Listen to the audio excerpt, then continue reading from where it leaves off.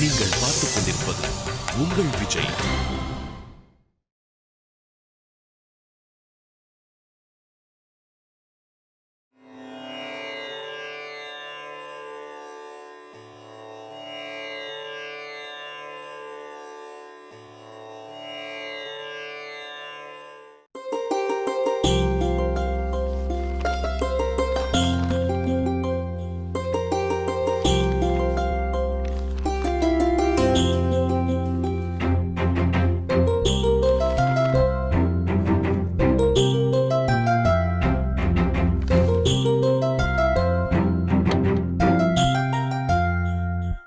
ஏன்னா கோவில்ல பிரகார பூஜை பண்றமே, ஊர் முழுக்க அதே பேச்சா இருக்கு.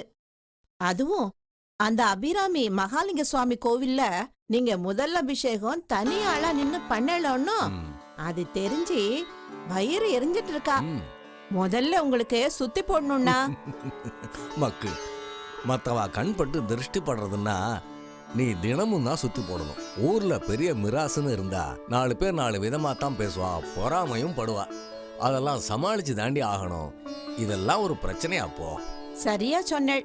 அம்மா, அபிஷேகத்துக்கான எல்லா ஏற்பாட்டையும் செஞ்சுட்டேளா? பண்ணியாச்சிடி. 2 நாளைக்கு முன்னாடியே நான் எல்லா வேலையும் பண்ணி முடிச்சுட்டேன். அது இல்லன்னா தனியாளா இருந்து செய்யறேள், ஏதாவது மறந்து போயிடலான்னு தான் கேட்டேன். கிட்டத்தட்ட எல்லா வேலையும் முடிஞ்சது. ஒரே ஒரு வேத பண்டிதரை மட்டும்தான் அபிஷேகத்துக்கு புதுசா தேடணும். ஏன்னா எல்லா வேலையும் முடிச்சுட்டேன்னு 2 நாளைக்கு முன்னாடியே சொன்னேளே, இப்ப என்னாச்சு? ஏன் புதுசா வேத பண்டிதர் தேடுறேள்? நான் என்னடி பண்றது, கணேசையருக்கு உடம்பு சரியில்லாம போயிடுது. இப்ப பல ஊர்கள்ல கும்பாபிஷேகம், வழிபாடு, பூஜைன்னு எல்லா பண்டிதர்களும் போயிட்டு தான் நான் கேள்விப்பட்டேன்னா. சரிதான், நானே வேற இடங்களுக்கு போறவளை தான் நிறுத்தி வச்சிருக்கேன். இப்ப இன்னொரு பண்டிதரை எங்க போய் தேடுறதுன்னு தான் யோசனை பண்ணிட்டு இருக்கேன். நன்னா யோசிங்கன்னா யாராவது கிடைப்பா. பக்கத்துல தேப்பெருமாள் நல்லூர்ல வெங்கடேச கணபாடிகள்னு ஒருத்தர் இருக்கார், மறந்தே போயிட்டேன். அப்புறம் என்னன்னா அவரையே கூப்பிட வேண்டியதானே? கூப்பிடலாம், ஆனா அவர் ரொம்ப வயசானவரா இருக்காரு. வயசானவரா இருந்தா என்ன, நமக்கு தேவை ஒரு வேத பண்டிதர். திறமையான ஆள் தானே அவர். அதெல்லாம் திறமையானவர் தாண்டி. சின்ன வயசுல இருந்தே ஸ்ரீருத்ர ஜபம் பண்ணிட்டு இருக்கார். அப்புறம் என்ன யோசிக்கிறேன், அவரையே போய் அழைச்சிட்டு வந்துருங்கோ. சரி சரி, என்ன பண்றது, நானே போய் அழைச்சிட்டு வந்துடுறேன். சரிண்ணா. नमस्ते अस्तु भगवान विश्वेश्वराय महादेवाय त्र्यंबकाय महादेवाय त्र्यंबकाय कालाय राजाय राजाय कालाय राजाय देवराय वासुदेवाय नमः नमः स्वाहा आत्माय देशान स्वाहा ईश्वर सर्व सदानां धर्मादि ईश्वर सर्वोदनां ब्रह्मादि वाचनं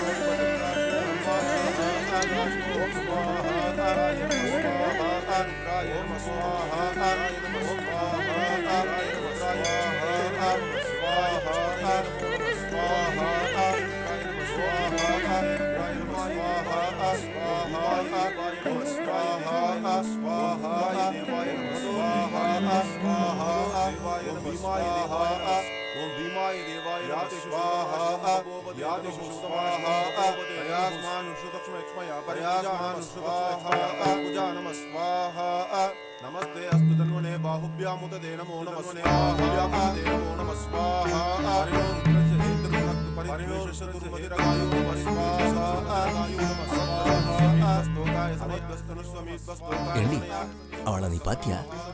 யாருன்னா? அதாண்டி அந்த மூலையில உட்கார்ந்து இருக்காரு, வயசானவர், வெங்கடேச கணபாடிகள் அவர்தான். ஆமாண்ணா, அவருக்கு என்ன? நானும் வந்ததுல இருந்து அவரை பார்த்துட்டு இருக்கேன்.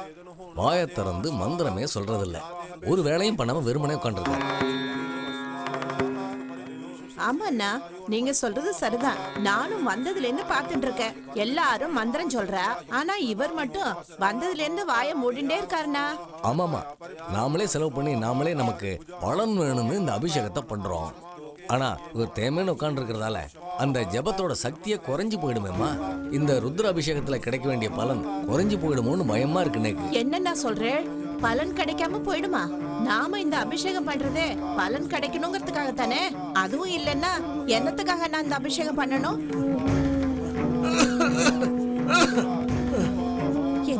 ஒரு நிமிஷம். வெங்கடேச கணபாடிகளே, காசு வாங்கல, மந்திரத்தை ஒழுங்கா சொல்லி ஜபம் பண்ணுங்க.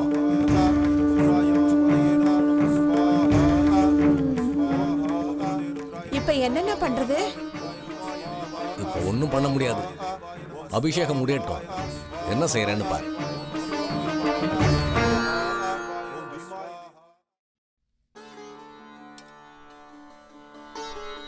நல்லா சாப்பிடுங்க. போதும் போதும்.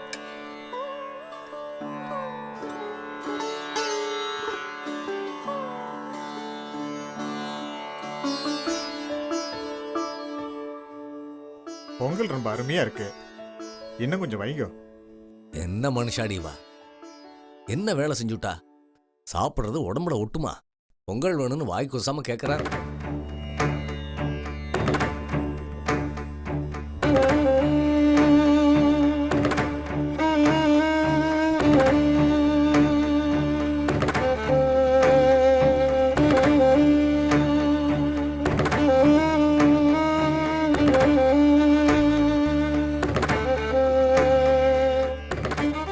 ஐயா, சக்கரை பொங்கல் நல்லா இருக்கே, இன்னும் கொஞ்சம் போட சொல்லுங்க.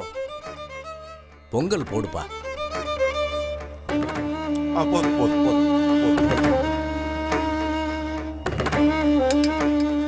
வேண்டாம் வேண்டாம். சாப்பிட்டவாள்லாம் எழுந்திருங்க.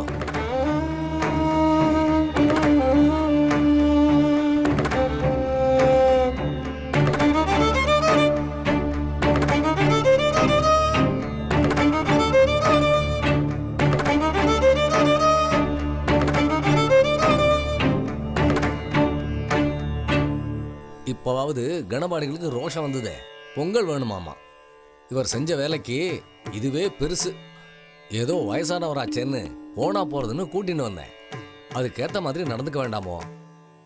நீங்கெல்லாம் வயிறார சாப்பிடுங்க, சங்கோஜப்படாம என்ன வேணுமோ கேளுங்க. ஐயா, திருப்தியா சாப்பிட்டாச்சு. நீங்கள் பார்த்துக் கொண்டிருப்பது உங்கள் விஜய். இந்தாங்க. சதமானம் பவதி சதாய பிரதேந்திரிய ஆயுஷேவேந்திரியே பிரதிஷ்டதி. 10 ரூபா இருக்கு, பெரிய பணம், பெரிய தட்சணை தான். ரொம்ப சந்தோஷம். நீங்க வாங்கோ. இப்படி வாங்கோ. தீர்காயுஷ்மான் பவ. தீர்காயுஷ்மான் பவா. ரொம்ப சந்தோஷம். 2 பேரும் க்ஷேமமா இருங்கோ.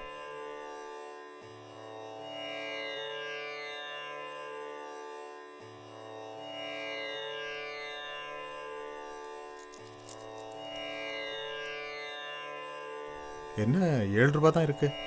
நீங்க பண்ணினதுக்கு அது போறோம். போயிட்டு வாங்க.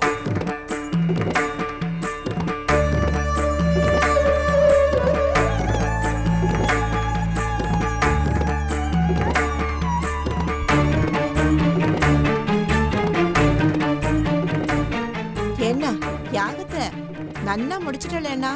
ஆமாமா, ருத்ராபிஷேக பிரசாதத்தை மகா பெரியவா கிட்ட கொண்டு போய் சமர்ப்பிக்கணும். இது அவ கிட்ட கொடுத்தாதான் இந்த அபிஷேக பலனே நமக்கு கிடைக்கும். பேஷா போயிட்டு வாங்கண்ணா. சரிம்மா, போயிட்டு வந்துடுறேன். அப்பா ஈஸ்வரா, நான் உன்னோட பரம பக்தன்.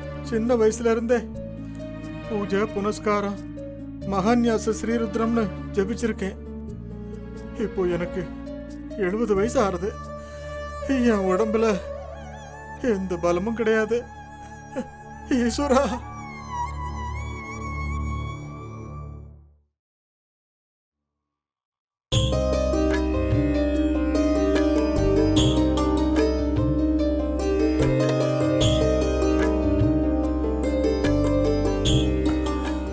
பெரியவாளுக்கு நமஸ்காரம் பண்ணிக்கிறேன்.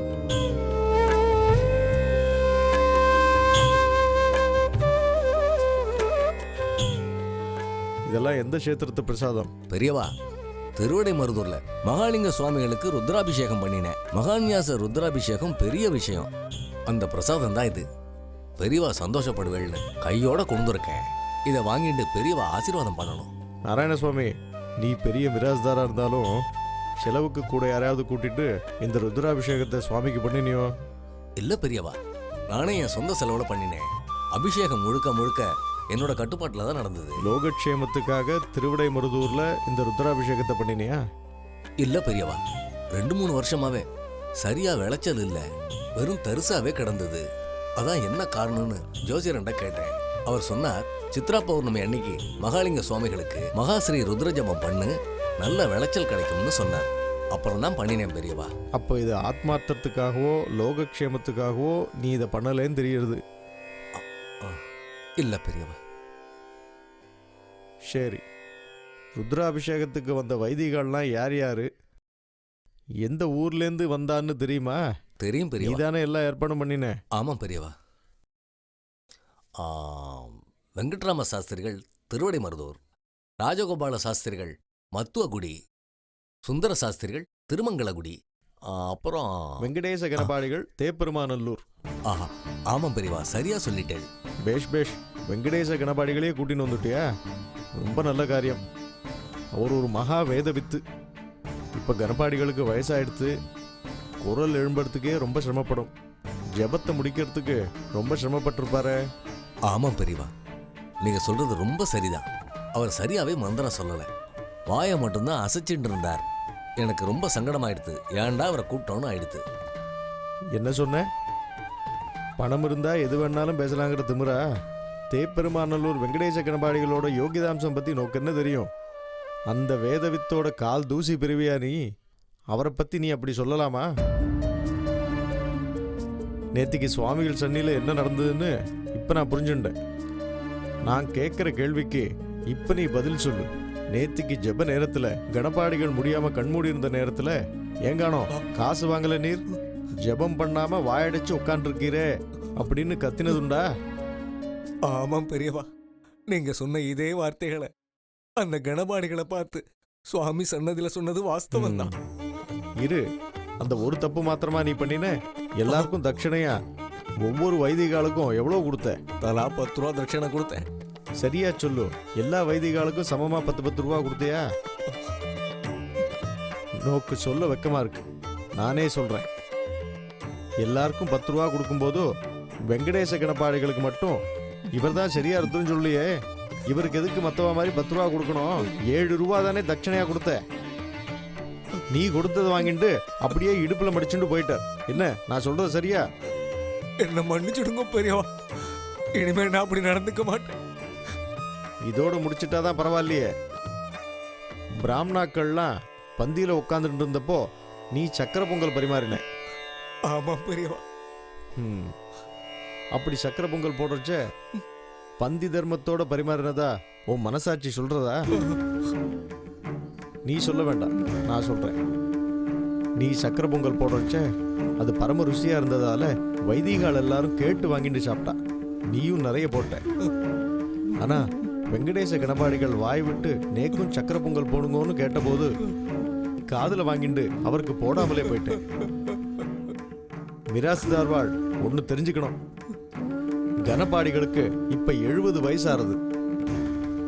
அவர் 16 வயசுலேருந்து எத்தனையோ சிவக்ஷேத்திரங்கள்ல ருத்ர ஜபம் பண்ணியிருக்கார். ருத்ரம் எப்பவுமே அவரோட நாடி நரம்பு சுவாசத்திலையும் ஓடின்னு இருக்கு. அப்பேற்பட்ட மகான். அந்த மகான் கிட்ட நீங்க நடந்துட்ட விதம் மகா பாவமான விஷயம். நீ பந்திபேதம் பண்ணின காரியம் இருக்கே, அது கணபாடிகள் மனசை ரொம்ப பாதிச்சிடுத்து. அவர் என்ன காரியம் செஞ்சான்னு தெரியுமா நோக்கு? நேத்திக்கு தேப்பெருமாநல்லூருக்கு போகல, மகாலிங்க சுவாமி கோவில்ல சாயங்காலம் அஸ்வமேத பிரதட்சணம் பண்ணிட்டு நேர மகாலிங்க சுவாமி சந்நிதிக்கு போய் நின்னார். நேக்கு இன்னைக்கு பிக்ஷை வேண்டாம்.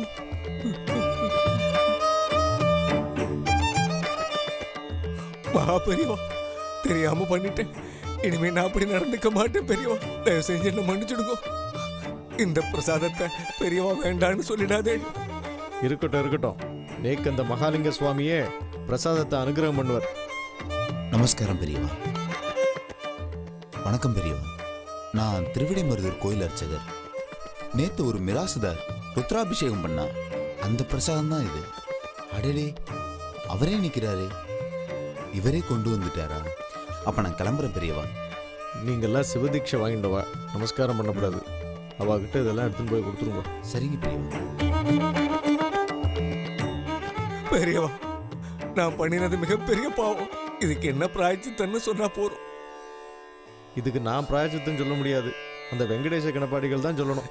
இந்த பாவி பண்ணின காரியத்துக்கு வெங்கடேச கணபாடிகள் பிராயச்சித்தம் சொல்லுவாரா சுவாமி? உங்களுக்கு பிராப்தம் இருந்தா நிச்சயம் சொல்லுவார். ஹர ஹர சங்கர ஜய ஜய சங்கர, ஹர ஹர சங்கர ஜய ஜய சங்கர. हर शङ्कर जय जय शङ्कर நீங்கள் பார்த்துக் கொண்டிருப்பது உங்கள் விஜய். கணபாடிகளே, கணபாடிகள்.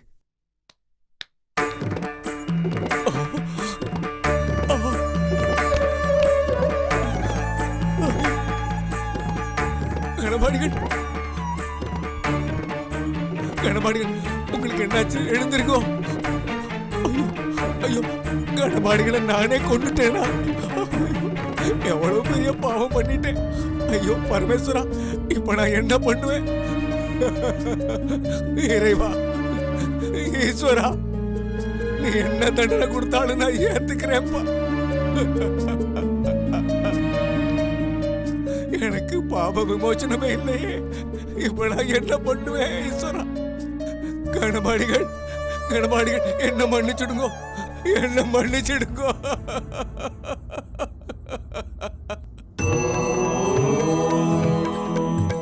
नमः शिवाय